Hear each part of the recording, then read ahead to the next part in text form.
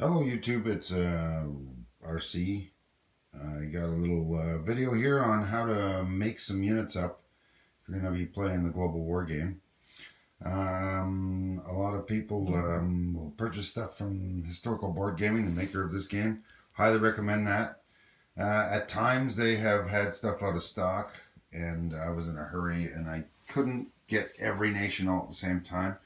And for that reason alone, and also for cost purposes, sometimes you have, say, old games kicking around, right? And, you know, you're going to paint some stuff up. So just a little example here. These units here, the light carrier, the motorized, the mechanized, the light tank, and the heavy bomber, I all purchased in this dark gray color, which actually matches perfectly the dark gray color from nearly perfectly. I'm sure if you have a color scale you might be able to say, oh, it's not exactly, but it's so close you can't tell the difference unless you're really trying to find a difference. With the classic game, the original Milton Bradley game. Right, that's one option. Option two here, I painted this one a dark gray, the dark gray color to match these. You just gotta go to the store. I bought dark gray, same brand as this stuff, just a cheap acrylic. This is my metallic gold I'm using for my commander units. There you go, right? Bang. Paint it. You can either paint it by hand, which I have done, or you can spray paint it, which I have also done. Spray painting takes less time, but it costs a little bit more money for the units. And if you got lots of free time, and you only want to do one unit at a time maybe, or 3 or 4 or whatever, it's easier to do just by brush if it's just a couple of units. Actually, it's easier to do everything by spray, but if you're not careful and you overspray too much, then you will have some issues with your paint jobs there. So if you are spraying light coats, 4 coats is better than 4 light coats. Will take the same amount of time to dry as 1 super heavy coat, and the difference will be that you'll see the details on the unit, whereas if you spray 1 thick heavy coat, it's gonna just be gobs of paint on there, and it'll fill in all the fine lines, and the variations in stacks here will all just disappear. Here, let's just zoom that in here. Yeah, like you can see all the variations in the tower and whatnot along the side of this light carrier. If you just heavy spray that, it's going to disappear. So same thing with the brush, you know, you're putting it on there, just put it on, right? You put it on, cover the whole thing. It's never going to cover perfectly in the first coat. I painted for years professionally in construction, and there's not a chance that you can cover, and not a thing in your house has been painted with just 1 coat. And if it is, you can tell. All right. Other options here, I have the D-Day units. They didn't have fighters. They had these little mini Stukas. So I painted these up in the dark gray to match the classic game that did not have Stukas, or that did not have any tactical bombers, right? So I painted those up. And you can see by the size here that they're not even close.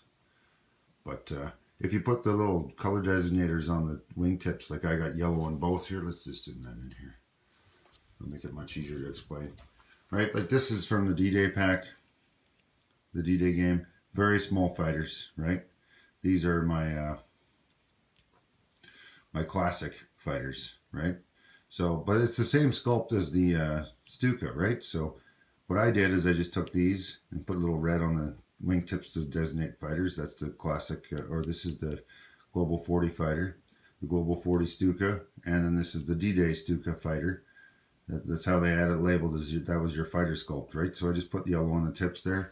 It works great for a German minor power. I'm using this dark gray because that's what Germany was in the first classic game.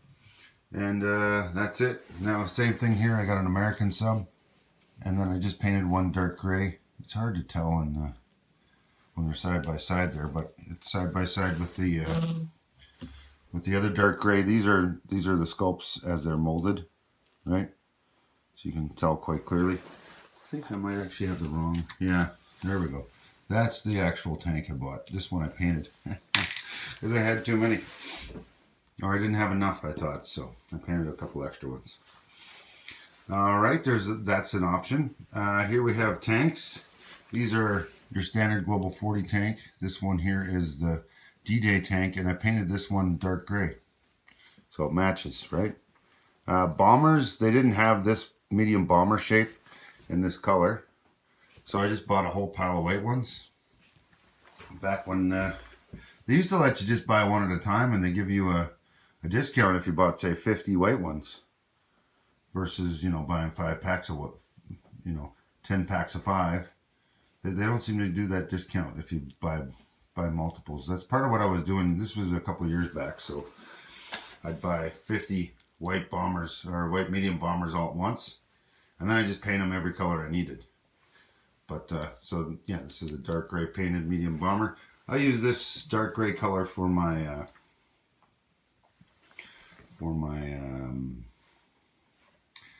my German, or my Axis miners. So there you go, right there. That's the whole set, and I find it quite helpful to have that. Another way that you can get more units, I bought this here. This is the old, or the original, the first edition, Europe 1940. The only unit that's not found in this game compared to Global 40 second edition is the anti-aircraft guns. And the Australians are just a British sculpt in the first game. Which is actually, I got a copy of Pacific, the original, as well. So as you can see, you get these here. All the units are here, right? Everything except for anti-aircraft guns. I've never found that I needed all 8 of the anti-aircraft guns in the game. Very rare. So I'll just steal 1 or 2 from everybody else, and I'll paint it up a new color. So what I did actually is I took the British set here, and voila, I have the Netherlands, or an orange unit, or an orange country. You know, you can make this up any way you want. I got a couple of like I got this here. It's 1940, or it's a 1914 sub, but I use those for my coastal subs. I see they now have them on the website, so I might pick some of those up. So as you can see, right, you know, if you use your color identifiers, this battleship here is clearly, with the black there, you can tell instantly that is a battleship, right? Makes it much easier. I'm thinking when they come out with the advanced battleships, I may have to figure out another system, or I may stick with the same system for carriers and destroyers and cruisers and everything. Just put my color designation of black on the tip, the front, or the back, whichever one, and then change the one in the back to be, you know, say, get a new color for light and heavy, and just put it on there. Currently I'm using yellow and gray chips for that, but I'd like to be able to eliminate as many chips as I can off my board and use pieces. So yeah, there you go, right? I mean, I just painted a bunch of stuff orange. I painted up anything that's got a twin engine. I converted into being a medium bomber. I was having issues buying medium bombers for the Germans. So what I did is I took their classic strategic bomber sculpt here, and then I bought heavy bombers. And I just call these mediums now. Anything that's got 2 engines that's not marked with yellow or something else is a medium bomber. And then I'm just using these heavy bombers here as my strategic. That way they match the look of the British ones, right? So here, let me grab a couple of these. And you'll see that they're exactly the same sculpts I'm using over here, right? So the Japanese, and these, I think this might be the Japanese ones. The Japanese, or it could be a different version of the game. I have the original Europe as well, so. But yeah, I'm just mashing a bunch of my games together.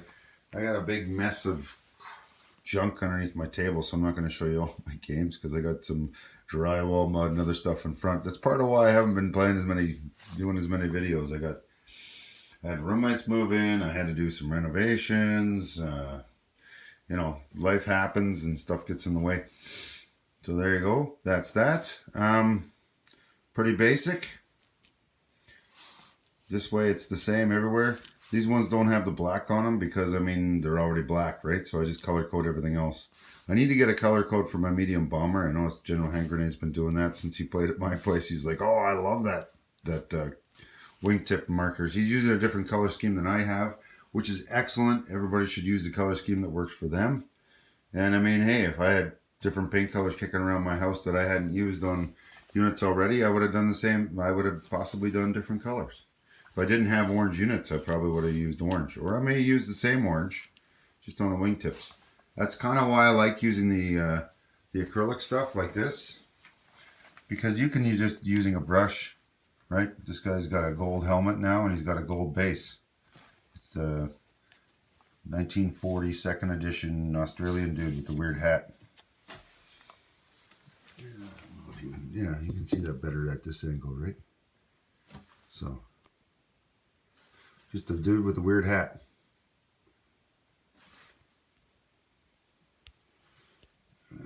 Let's zoom that out again. All right, and all I did was I painted a little gold on the roof, on the helmet, and a little gold on the floor, the base, and that's it. And now I just got to give them a clear coat. Doesn't matter which one you use. If you're using color-based paints, though, I recommend, or water-based paints, I recommend if you can try to use a water-based overcoat. And if you're using oil-based, use an oil-based overcoat. The only reason I recommend that is sometimes it won't be an issue, so do a tester. Test one, see if it does some weird stuff. Because if you're mixing different, even different brand names of paint or different types of paint together, you can occasionally get some weird stuff where they'll react with each other and one will dissolve the other one, or it won't dry, or it'll dry in a weird way and flake off, or it'll bubble, or all sorts of weird stuff can happen. So do one tester always first, just to double check. If you're using the same brand names together, you're all good, right? And with hand brushing, even if you're not spraying, I highly recommend doing a very light coat of a primer. It doesn't matter what color you use for primer. You can use white, you can use very light gray, you can use whatever. Some primers will stick better to plastic. If you can, buy one that says it takes plastic. And yeah, just be cautious, right? This stuff's not healthy for you to be breathing in, so follow the safety on the can. All right, they'll tell you how to use it. Pay attention, don't do anything crazy. And yeah, so that's just a quick run through on what you can do, right? So the reason I bought this game is I didn't need any extra anti-aircraft guns, but my Italians, I don't have a lot of dudes in there, right? I think it only comes with like 20 or 15 dudes. And if you're starting to use Marines and you're starting to use airborne and whatever, I'd like to get a couple guys and paint them up my airborne color, right? Get another couple guys and paint them up my Marine color, but that means I need more of these. So that's why I bought this off Kijiji or some other buy and sell site. I picked up a used copy of this Global 40 Europe first edition, just to get the units, right? I mean, I already scammed the French units out here because I was finding I didn't have enough destroyers and cruisers and stuff for the setup just in the basic game. So that's what I've done. Now, obviously, you know, there you go. I really like the militia chips and the militia units that they have at Historical Board Gaming. At the time that I started playing this, I don't believe they had any of those. So what I did is I picked up an old game of Risk here. These are those tiny little dudes. And then I have these cavalry from the Risk game. They're a little bit larger than the Historical Board Gaming's new cavalry they have. I'd like to pick some of them up, but as always, wife, mortgage, groceries, you know, stuff like that get in the way. And then these little militias here are they're so small, right, that you can instantly tell that that is not a regular dude, which is why I like them. So I don't even think, like, I was considering buying their militia, but sometimes sculpt pieces, like a different shaped infantry, like that's the French infantry, right? Then you have the British infantry, it's also a different shape. So unless all my infantry are identical shapes across the board, it's difficult to just buy the sculpt, unless, especially if you know, here you got scads of dudes on the board, it's hard to find, right? So also, same deal, you're looking for more roundels, look what you got there. I got a whole punch out sheet with the Europe roundels. So I got extra French, I got extra USSR, I got extra British, extra German, which I needed, and extra Iran. I guess Iran can be a country now. I do not know why they did that color reversed, but whatever. It's you know, see, Iran, same color scheme. And then you have, yeah, there you go. And if anybody's curious, this is the 4x8 map. As you can tell, this is the standard size map from Global 1940 by Axis and Allies. And it fits quite roomily on here. When I get both games set up on here, I got enough room in front here to where I could double stack these things easily. Right, double stack them here, lots of room, even got inches to spare, and I can do the same thing on the other side. If I shove this all the way to one side, I can literally put the box down like this on the opposite side and have the whole map shoved over, right, which gives you lots of room if you're using a 4x8 table here, to have your dice trays, your battle boards, everything on that end or this end or right here. You kind of like that. So yeah, if you're wondering as to the scale of this, well, let's see. The Europe map from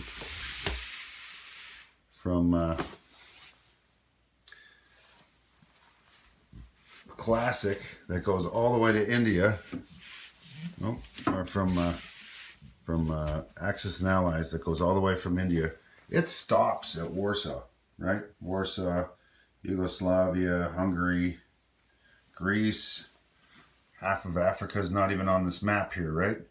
Now, if you size comparison to that, that's from the US here all the way across, and then it stops right here, right? This whole section of map is extra in comparison to this one, right? Like, it's quite the vast difference in size. And in the big scheme of things, you know what? You could probably play on a smaller sized map, which is similar to, I think it might be an inch or two bigger than the two game boards put together.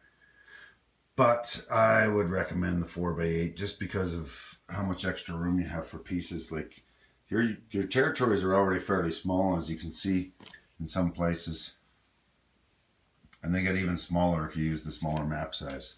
So there you go. All right, I'm not sure what else to say here. Just a couple of pointers on how you can modify your stuff. I'm planning on doing a couple of videos here. I already showed you how you can put the little clear coats on these guys. I got a few units I want to paint, so I'm gonna do a little tutorial. Well, maybe not an explanation on how I paint and why I'm doing what I'm doing, because I can show you how to do it, but if I don't explain why you're doing this instead of that, it's not going to make sense to you, right? And one set of this Global 40 game is not enough units if you're Germany and you need armor class, right? You need mechs, you need whatever. You can buy these units individually at Historical Board Gaming, If there's only one thing you need, that's great, right? But, you know, they don't always sell them in packages. At one point in time, I was buying packages like this from second edition. So it included the anti-aircraft guns from Historical Board Gaming. They were reasonably priced, anywhere between $5 and $10 a bag. And that's the entire nation, right? And I just picked up a couple of them. And, you know, voila. You got these guys. Right down to the anti-aircraft guns, right? And that, I also picked up some light tanks in the orange color. If you can get them in the color you need and in the right quantities, cool. But if you're not sure and you're not, you don't want too many, then if you only need, say, like the French aren't going to need 5 light tanks. They maybe, or 5 light carriers. Maybe they only need 2, right? Same with the Dutch. So maybe you just buy buy a pack of 5 in white, and you paint 1 or 2 each color, right? And then you move on from there. That's actually how I started and why I started using brushed on paint. Because I'm buying these bottles for $1, and I painted all these orange dudes and a bunch of other stuff, and I still have half the bottle left. So, you know, it's not a horrible way to go. Acrylic works great. I used to make model aircraft and tanks and whatnot when I was a kid using the plastic models. Painted those with Testors enamel paint, like that stuff. This is just a cheap department store, $1.20 I think it is with taxes for a tube. This might be even less. So, yeah. I've painted all my commanders, and you can't even tell I took any paint out of it, right? I got my one commander there. And then I got a whole slew of them right there. And it's just a big mess. I'm going to have to give those dudes a spray. Yeah, I need to change my notification. Give those dudes a spray. And then with a clear coat so that it protects the paint, so I don't have to keep repainting these guys in gold. Alright, so I think I've rambled on way too much on this, but yeah, there's so much to do with painting your units and making your own armies and stuff. I'm going to do a little bit on this. I've already done some previous videos on this before. I also know that General Hand Grenade has also done Building Your Global War Armies series. He's got some very interesting advice in there. And they're coming out with version 3 now, so hopefully when it releases I can pick up a copy and put that in my videos as well. I will still be doing some, I've got a ton of videos on version 2, and I actually started playing this game when version 1 rules were out, so yeah, the rules have changed a lot, and if they change a lot again, that'll be interesting. It kind of breaks up the game. I just wish that they would leave their old rule sets on their website. So if you wanted to download, say, the old rules, you could, you know, check them out. Maybe play a vintage game. Anyway, I'll leave it there. That's all I got for you. So have fun and enjoy doing what you're doing. Even if you don't do this stuff, this may be something that, say, one guy in your group who's, you know, laid out from surgery or whatever, or he's, you know, got nothing to do for a couple of weeks and he's, you know, rainy day, you got nothing going on. That's really when I do this stuff. It's not, I don't sit around and go, oh, what am I going to do? I'm going to do this, right? You know, when I'm switching to midnight shifts, I'm trying to stay up till 4 in the morning on my days off so that, you know, a couple days from now when I start my shift at 10 o'clock at night, and work through till 7 in the morning, I'm still a human enough to drive home without killing myself and everybody else on the road. So that's typically when I'm going to be doing some of this painting or whatever, right? So, yeah. Anyhow, and this is a nice, easy thing you can get some kids involved in if they're, you know, you got some grandkids or your own kids, or, you know, you got some nieces and nephews or whatever that are bored and they're kind of thinking about, you know, they think your table's amazing, but they don't really grasp the concept of the game. They're still capable of using a tiny little brush and making this previous American aircraft carrier turn into a fleet carrier for the Axis minor powers. Or if you want to, I mean, you can do a different color like this, like I have, and use these guys as, say, your heavy carriers or something, or special forces units, or whatever you want to do, right? Like, I mean, you got tanks, and you can't manage to buy the heavy tank sculpt. Well, you pick a color and you just paint a bunch. There you go. The gray guys are the German heavy tanks. It's that hard. You know, there's endless ways you can customize this game. That's part of why I love it, because it does come with units. But even the company that makes these units, it makes more colors than you can handle, right? They got colors for the special. They got you can buy the Japanese and the classic games kind of yellow color. You can buy them in pink. You can buy them in, or I think they call it rose, but it's a cool pink color. I mean, if you want to have pink on your board, or you want to have, say, kamikazes in a different color, or whatever, you can buy these units in multiple colors from the manufacturer, and you can buy the exact shape you want. Say, here, for example, the Katyushkas. They did not have them in stock in the classic color, right? So this is the classic color in the heavy tanks. Let me just zoom you in here a little bit and drop the camera. There we go. So right now I got a heavy tank sculpt that I picked up, nicely detailed, right, from Historical Board Gaming. And I couldn't buy these Katyushka sculpts in the same color. They're plum. This is another of the many Russian colors you can pick up. I mean, nobody else has this unit. It's an advanced unit. You could buy all your advanced units in plum, for example. That way you can find out where they are. Or, you know what, you just paint this dude.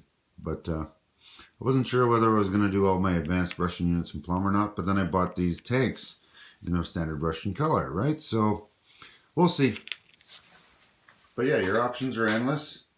Use your imagination. Be individual. This game, and the main reason I like this game is you can make it exactly the way you want. House rule a couple things. I mean, if you watch my videos, you know that I've house ruled a bunch of stuff.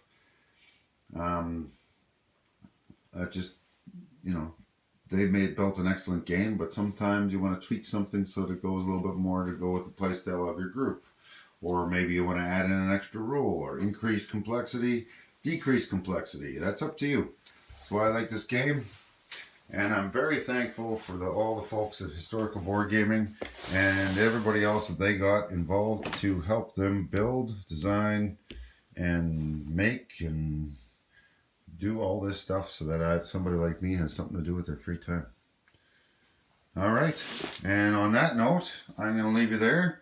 So, RC here saying thank you very much. And YouTube, you enjoy yourselves. And if you have any kind of interest in doing this kind of stuff, like, man, I've had a 9-year-old kid help me paint this stuff, and it's not that hard. If they can figure it out, you can figure it out.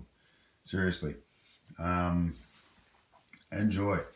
Do what you want. The world's your oyster. I have so many different colors that I made for everything. I just need to make a Vichy one, which is why I wanted this package. French, Vichy, done. I mean, Historical Board Gaming has their different blue colors, but I just couldn't find one. I just couldn't find a whole set that would work, so I didn't know what I wanted or how many I needed, so I played the game a bunch of times, and I'm going to do a Vichy set here, and you'll be able to see what I'm doing here and why. All right. On that note, I'm going to leave you be, and you guys have yourselves a great day. See you later, YouTube.